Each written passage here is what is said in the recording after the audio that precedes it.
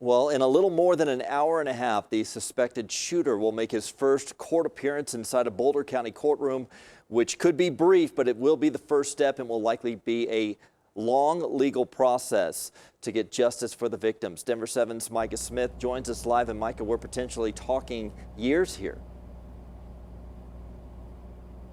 Yeah, it will take about 1 to 2 years for this case to go to trial, Brian. And if you're wondering why these cases take so long to get to trial, you are not alone. We spoke with former District Attorney George BRAUCHLER, who prosecuted the shooter in the Aurora shooting case. And he told us most murder cases take at least a year, but those are usually the cases that don't have nearly the amount of evidence involved as we're seeing in this mass shooting. There's also the issue of the defense building their case. Typically, the defense will say they need several months to prepare for a preliminary hearing.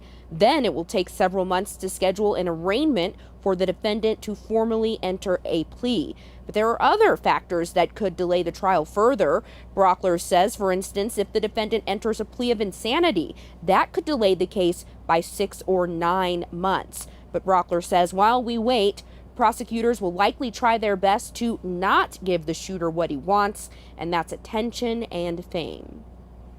Something that we adopted back during the Aurora trial. Man, 6 years ago today, Molly, we were in jury selection still on that case.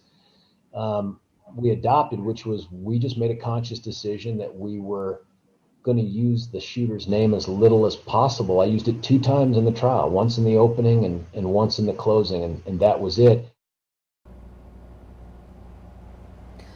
BRAUCHLER says he understands there's a lot of interest in this case. A lot of people want to see justice served, and we will be following it from beginning to end while also keeping our main focus on the victims and their families. Today's hearing begins at 8:15. Reporting live, MICAH Smith, Denver 7. All right, thank you, MICAH.